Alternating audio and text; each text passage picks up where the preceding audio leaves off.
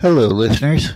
Welcome to the Labor Know Your Rights podcast, brought to you by the National League of Justice and Security Professionals, where the members come first. They can be found at www.nljsp.us. Hello, listeners. I'm happy to announce that we now have a toll-free number for our listeners to leave a comment or a question. Please dial 1-855-625-8610. If you are outside of the U.S., Canada, or Caribbean, or if you want to make your recording using a voice recorder, please visit www.lifeonrecord.com/podcast/?EID equals E43B98. You can also visit the show notes to get the link there or our website and follow the link there. Do you know somebody that has a birthday, anniversary, or any other special occasion coming up? A great way to give them a wonderful gift is a meaningful audio keepsake of phoned-in stories, memories, and well wishes from family and friends telling the recipient why they are so special. For more information, visit lifeonrecord.com. Great way to get a toll-free number so any of your friends and family can call in and leave these messages, and you can get it recorded onto a keepsake for the person you're giving this to. The Pullman Strike. The commander of the U.S. Army Regiment at Fort Keogh in eastern Montana looked through his binoculars, scanning the railroad tracks and limitless prairie for any sign of movement. It was April 25th, 1894. He had orders to stop a Northern Pacific freight train at all costs. This hijacked train was carrying 500 angry men. These were the unemployed, miners, teamsters, and rail yardmen of Idaho and western Montana. They had announced that they would ride the stolen train to take their protests to the nation's capital. They had already beat back attempts by authorities to retake the train. At Billings, there had been an exchange of gunfire with a bystander being killed. The soldiers are hiding by the roadbed, guns at the ready. This is an example of the absurd character of the struggle of worker rights in America. Desperate men on a stolen train determined to cross the country to petition Congress for relief, and heavily armed soldiers waiting in ambush to stop them, prepared to shoot and kill their fellow citizens if need be. The year before, the nation entered the worst depression experienced so far in history. Despair everywhere. The Union Pacific and Erie Railways was in debt and behind on payments. Banks had failed, over 400 closed. At this time, unemployment records were not kept, but it was estimated that as many as 200,000 in New York, 100,000 in Chicago, and over 62,000 in Philadelphia were unemployed. Private charities could only do so much. Families slept in public parks, parents having to find ways to get food and milk for their children. Husbands left in search of work. Many never returned. The only good out of this was it energized reformers to address the conditions of slum dwellers, the jobless, and the poor. For labor, this and the struggle of the last decade or so had honed them, creating a surge in membership. Public and official concerns about the accumulative power of both capital and labor would soon bring the federal government and the courts into the fray. Carnegie Steel Homestead Works, America's largest steel-making complex, and a complex it was. Sitting on the river Monongahela, southeast of Pittsburgh, over 50 acres with 3 separate mills, a port, and a private railroad. 3,800 workers, 750 of them, the most skilled, were members of the Amalgamated Association of Iron and Steel Workers. Carnegie in 1889 tried to defeat the Union, but the members formed a human wall around the plant and successfully drove away the company scabs and detectives. Faced with such unexpected solidarity as well as sympathy strikes at related Carnegie operations, including the railroads on which Homestead relied, the company surrendered. It agreed to work rules and set wages on a sliding scale to reflect the prevailing price of steel products.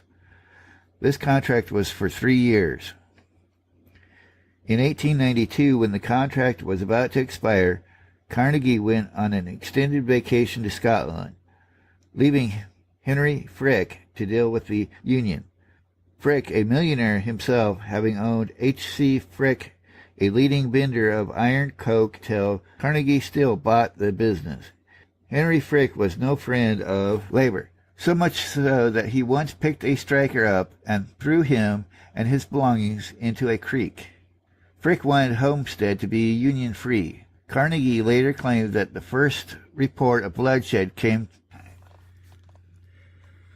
on me like a thunderbolt in a clear sky.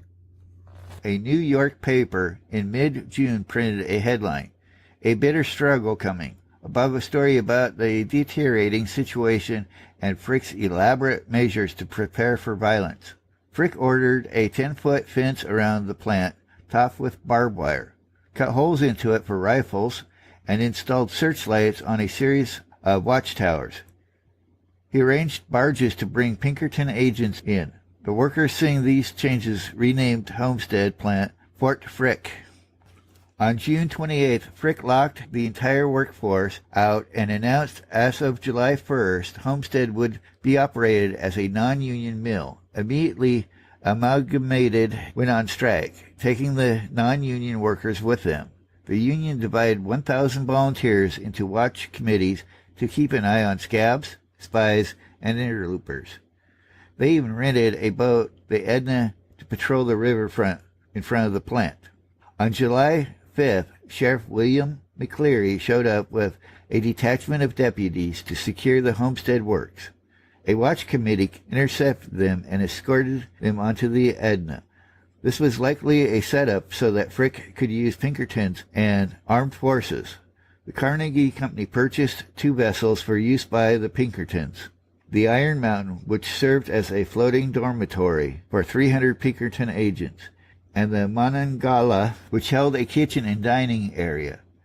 A tugboat, the Little Billy, had been engaged to tow them into position. The Union's boat, the Edna, shoved off to engage the intruders, firing warning shots in the direction of the Little Billy, before turning back to give warning to workers. Not only had the strikers heard the Edna's shrill whistle of warning, but so had the town on the other side of the river. The residents came to the river's edge.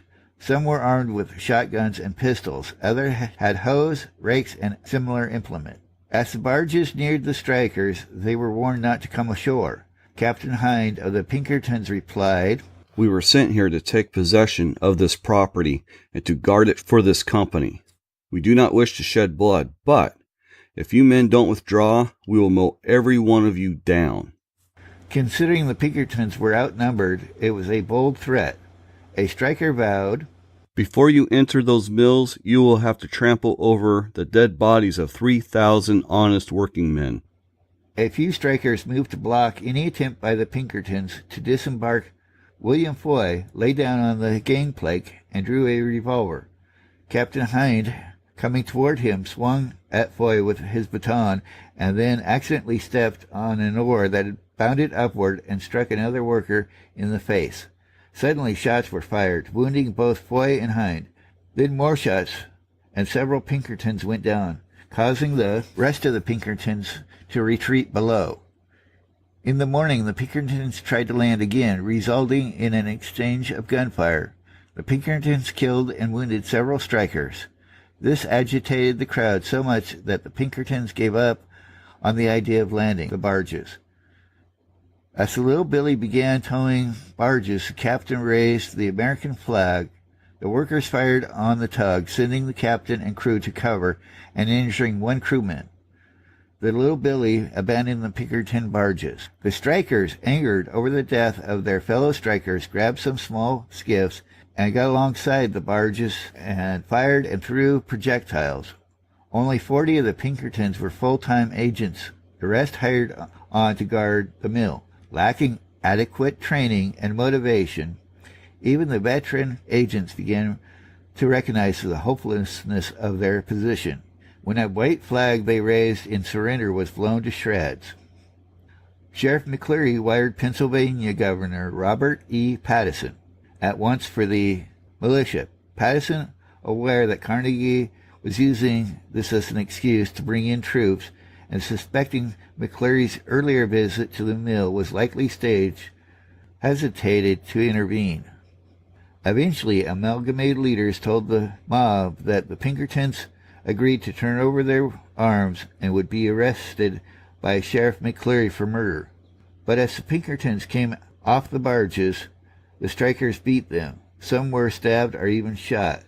They then took what they could off the barges and set the barges on fire. As the Pinkertons were marched through town, men, women, and even children came out of their houses to add more injuries to them, attacking them with any handy object. They were secured in the Opera House until late that night, when a special train arrived and took them away. The attack on the surrendering Pinkertons was generally condemned by the public.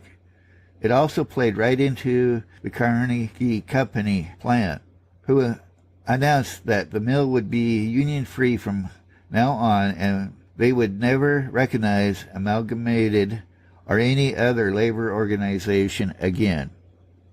On July 12th, the strikers were still occupying the site. The governor agreed to a request by Frick for troops. The commander, George Snowden, with 8,000 troops, was able to take control of Homestead. Soon scabs were running the mills, and in mid-November, Amalgamated admitted defeat. Another setback at the labor movement occurred at the same time in the silver and copper mines region of western Idaho at Coeur d'Alene, where a miners' union violently resisted the importation of scabs, only to be crushed in turn by soldiers and a declaration of martial law. Hundreds of strikers had been rounded up and imprisoned in a crude detention camp. Then came a pair of anarchists who had been so upset about the Carnegie affair that they decided to bring it to the American public's attention by committing their own crime, an assassination of the man who was guilty of the crimes at Carnegie, none other than Frick. But this attempt failed. Berkman was able to stab Frick but failed to kill him. It soon came to the police attention that he had a German woman as a lover, and Goldman was arrested. In the 1890s, the southern state legislatures had begun the devious process of eliminating black voting across the former Confederacy. In 1896, the U.S. Supreme Court in Plessy v. Ferguson certified Jim Crow segregation as the law of the land. Black inferiority appeared beyond question. As for the workers of color, now formerly a second-class citizen, separate but equal. Part of the problem was demographics. Until 1900, no more than 10% of black Americans resided in the North, which was rapidly industrializing. The percentage in mining and agriculture empires of the West was even smaller, less than 1%. At the same time, the perception of the Negro as an agricultural serf had been so firmly established by slavery and sharecropping system, and now by law. Neither had the labor movement shown itself willing to accommodate African American workers. The National Labor Union, the Knights of Labor, and the American Federation gave lip service to the idea of creating and maintaining a biracial labor coalition. They did occasionally make strides towards black organizing in the South, which is revealed in the ferocity in which the Knights were targeted by the KKK. Gompers of the AFL, as with others, saw African Americans as a pool of cheap labor that companies would use against labor. Gomper said, "Wage workers, like many others, not care to socially meet colored people, but as then working men are not justified in refusing them the right of the opportunity to organize for their common protection. If organizations do, we will only make enemies of them, and a necessity, they will be antagonistic to our interest. In 1886, the founding of the AFL would include the whole labor element of this country, and he vowed never to discriminate against a fellow worker on account of color, creed, or nationality. The AFL was limited in what it could do when locals who excluded members due to their race. Some created locals for whites and another for black workers in the same field. Some locals were angry over an attempt by the AFL to have locals remove any language of exclusion in their constitutions. The anger was from the AFL not being open about the exclusion, not from the exclusion itself. In 1892, AFL locals, white and black, skilled and unskilled, came together in New Orleans. A walkout of streetcar drivers demanding 12-hour days, 16 hours being the current shifts.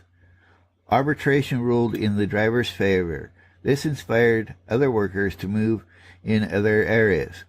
The AFL gained 30 new locals, including 2 biracial locals of Teamsters and warehouse workers.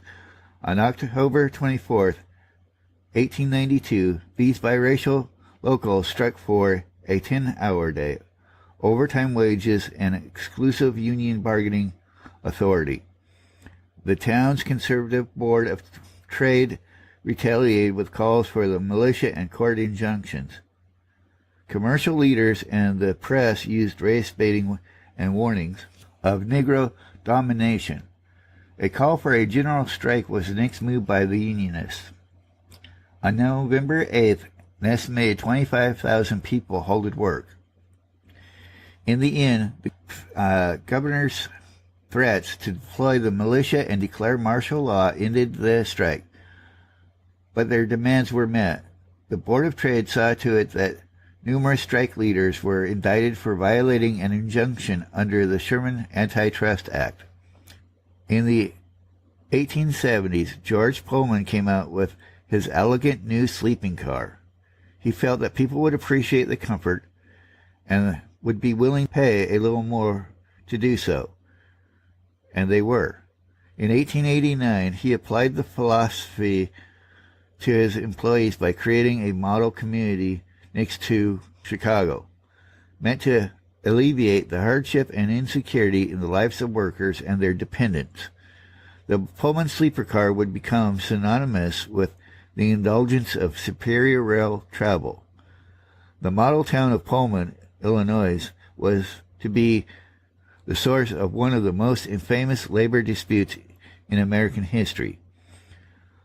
George went to work for his father, Lewis, who ran a business lifting and moving buildings. He took over the business when his father died in 1853. He moved large buildings and even a whole block of buildings and stores. Rail travel was new, but travel by rail had some major issues. The benches were hard wood. In the summer it was hot in the cars and too cold in the winter. Soot was going into the cars and the vibration made sleeping almost impossible. The trip between New York and Chicago took 3.5 days. Pullman took on these challenges buying used cars. He refurbished them. He made several prototypes. One, the Pioneer, was used in May 1865 as part of the funeral train carrying the remains of President Lincoln from Chicago to Springfield, Illinois.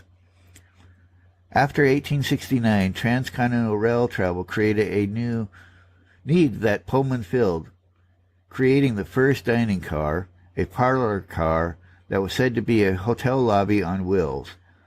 Pullman was able to maintain the quality and cleanliness of his cars by maintaining ownership of his cars, only leasing their usage to the rail companies.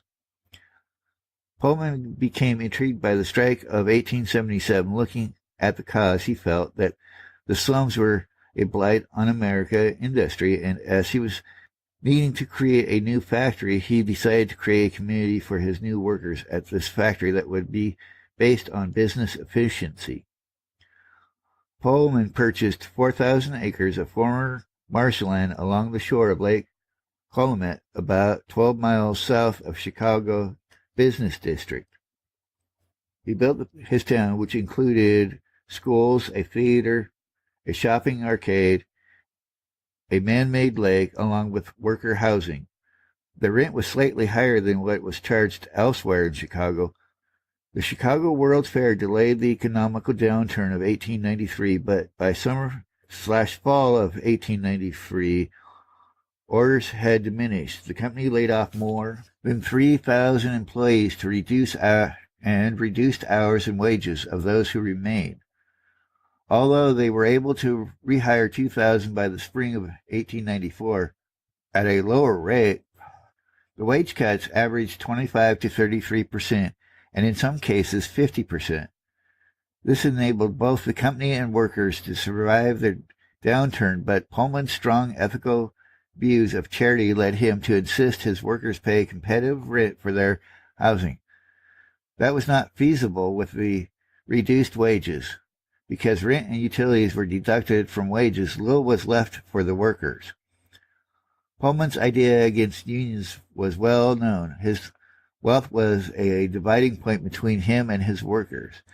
His foremen and middle management dealt with many issues with workers, creating more separation between him and his workers. When Pullman was involved, the results were often harsh, as when he banned meetings by workers in his town who had joined the Knights of Labor, and arranged to fire those he considered organizers. Pullman imposed strict sanitary rules, banned alcohol and prostitution, imposed a curfew, and restricted the use of tobacco. No one, not even a group wanting to form a church, was allowed to buy any of his land. With 4,000 residents, many immigrants, one protester said, "Born in a Pullman house, fed from a Pullman shop, taught in a Pullman school, catechized in a Pullman church, and when we die, we will be buried in a Pullman cemetery and go to the Pullman hell." By the spring of 1894, Pullman workers and their families were meeting outside of town in order to discuss their predicament. Away from ears of company spies, on top of their cuts in pay, they had heard that Pullman had not cut his salary nor those of his top executives, and had kept high dividends for his stockholders. On May 7th, they sent representatives to meet with company Vice President Thomas Wicks, who asked them to put their grievances in writing and return for another conversation on May 9th, at which George Pullman would attend. Pullman explained that he had cut wages because orders were down and that he was attempting to manage the amount of work available to limit layoffs. He asserted that the firm had agreed to several low-bid work contracts to maintain employment levels. He offered to let workers examine the company's financial books to verify this, and vowed there would be no reprisals against the worker representatives. Due to an apparent misunderstanding or extremely poor timing, 3 of the workers' representatives were let go the next day. Fed up with his greed, obstinacy, and double dealings, his workers set their tools down 2 days later. Just a couple of months earlier, an uprising had begun like no other before, as armies of unemployed citizens, emanating from dozens of cities, villages, mines, and lumber camps, marched to demand work. The instigator was Jacob Coxey. He had lobbied Congress for years to enact legislation that would assist the unemployed by creating jobs to build roads and other public infrastructure. Coxey announced a plan to walk from Ohio to the nation's capital with 100,000 fellow citizens, a petition in boots. The march departed Massillon on March 25, 1894, with 500 people. The press and public at first doubted whether such a ragtag bunch would really cover by foot the 400 miles. But as the little army neared the Potomac on April 30th, curiosity turned to concern. But Coxey was arrested within hours for trespassing on the lawn of the Capitol, but not before he gave a statement to reporters. Up these steps, the lobbyists of trusts and corporations have passed unchallenged on their way to the committee rooms, access to which we, the representatives of the toiling wealth producers, have been denied. We stand here today in behalf of millions of toilers whose petitions have been buried in committee rooms, whose prayers have been unresponded to, and whose opportunities for honest, remunerative labor have been taken away from them by unjust legislation which protects idlers, speculators, and gamblers. Although this march was a failure, it did get the attention of government officials and inspired dozens of marches across the nation.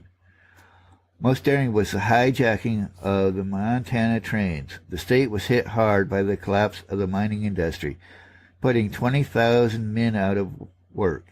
As many as 500 followers of unemployed teamster William Hogan, they seized a Northern Pacific freight train in Butte on April 24th.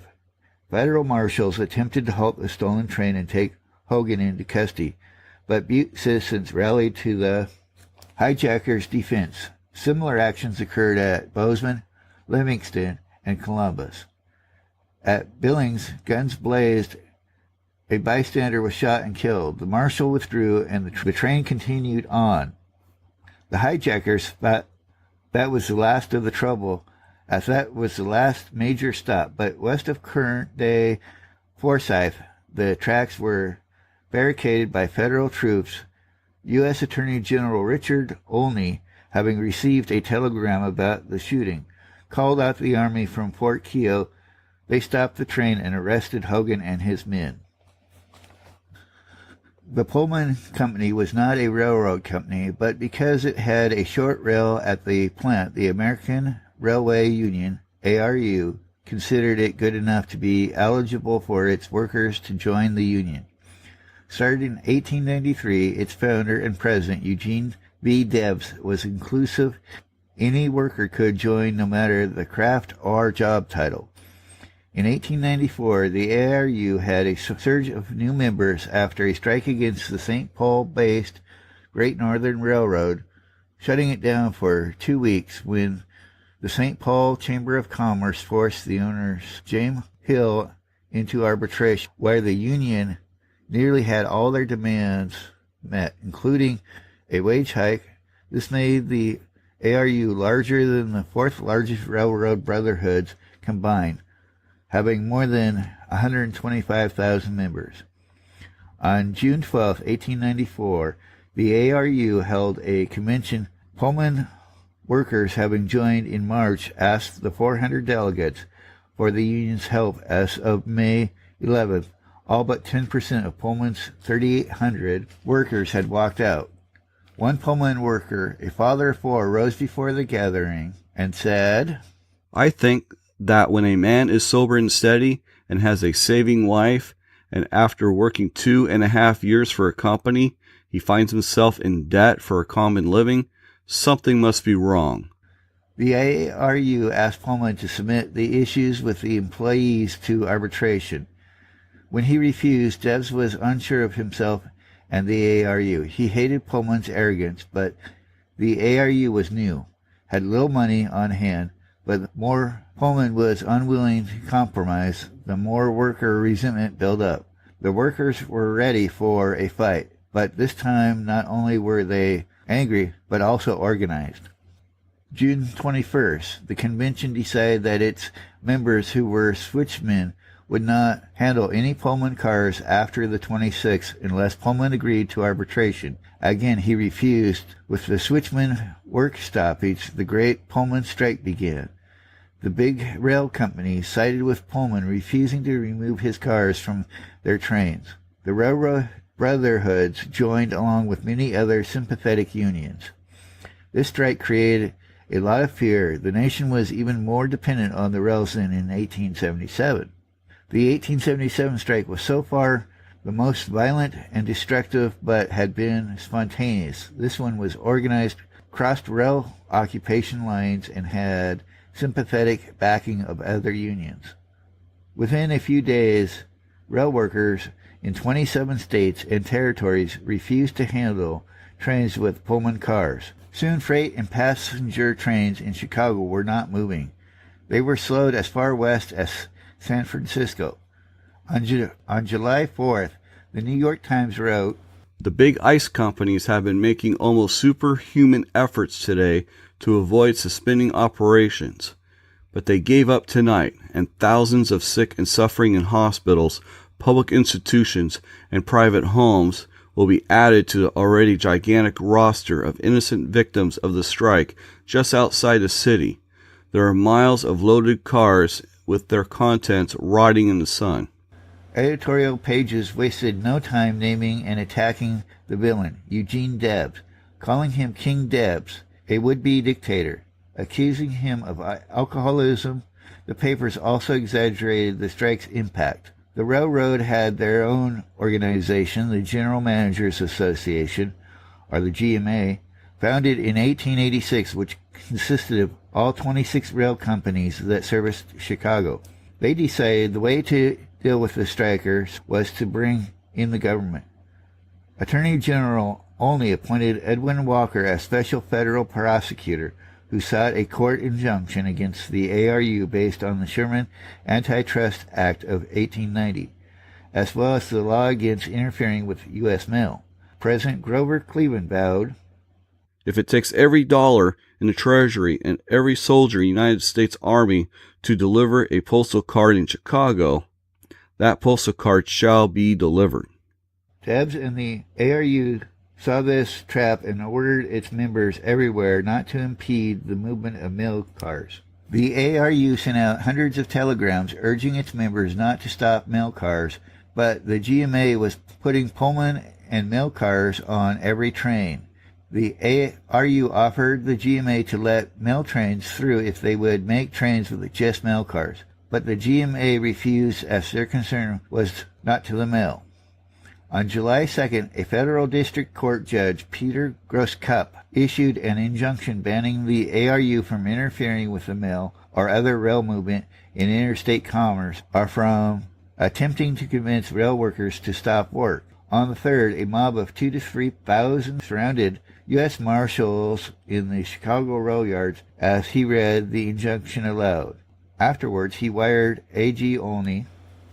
The reading of the writ met with no response except jeers and hoots. Shortly after, the mob threw a number of baggage cars across the track. "Since when no mail train has been able to move, I am unable to disperse the mob, clear the tracks, or arrest the men who were engaged in acts of the regime, and believe that no force less than regular troops of the United States can procure the passage of the mail trains or enforce the orders of the courts." Soldiers arrived later that day, 8 companies of infantrymen, a troop of cavalry, and an artillery battalion, about 2,000 men.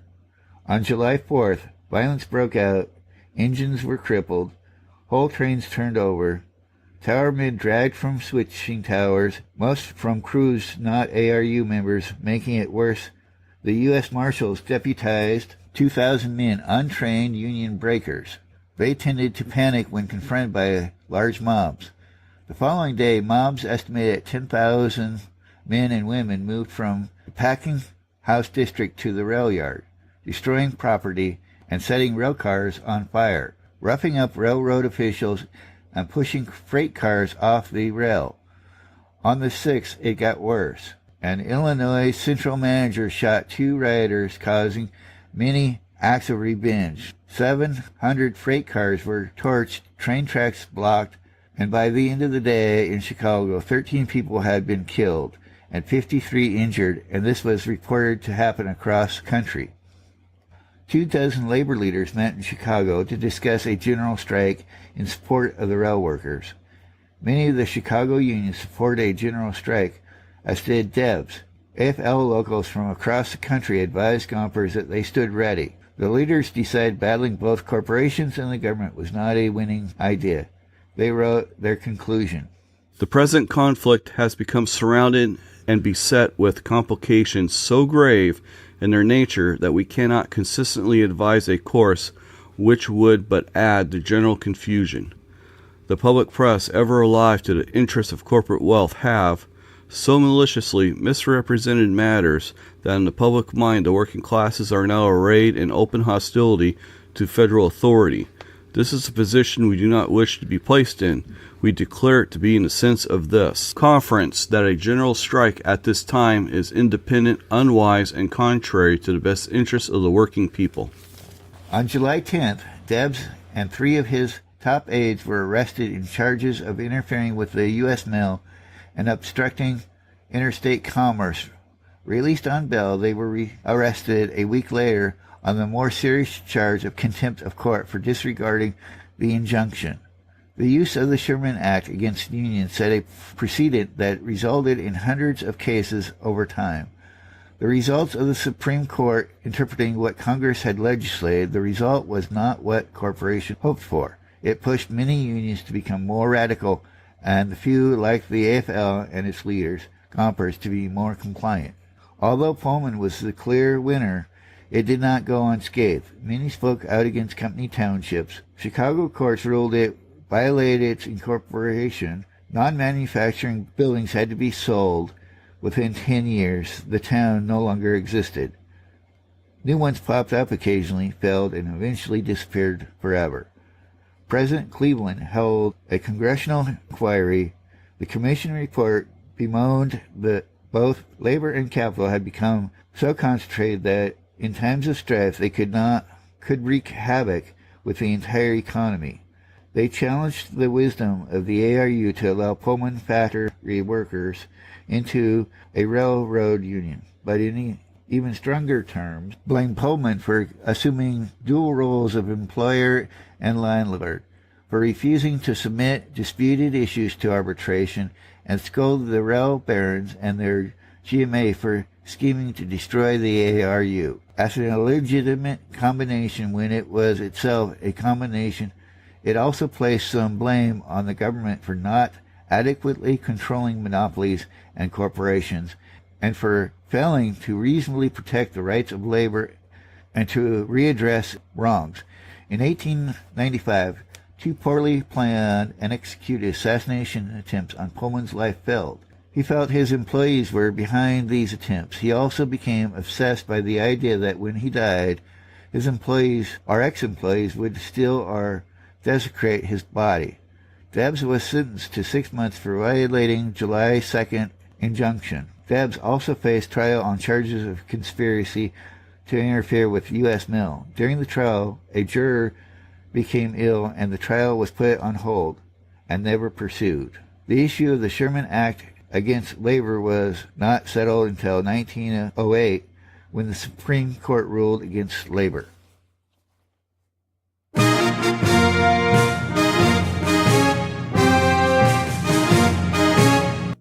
Thank you, listeners. I appreciate the time it takes to listen to these. Please share this podcast with your friends, family, and anyone that you know that's in a union or is interested in becoming a member of a union. We can be reached at www.laborknowyourrights.com, all one word. Also on Facebook, YouTube, Twitter. You can also reach us at laborknowyourrights@gmail.com. Any suggestions on future episodes, questions, ideas, or just you want to say hi or thank you, feel free to contact us there. And to wrap this one up, I'd like to thank our sponsor, the National League of Justice and Security Professionals, where the members come first.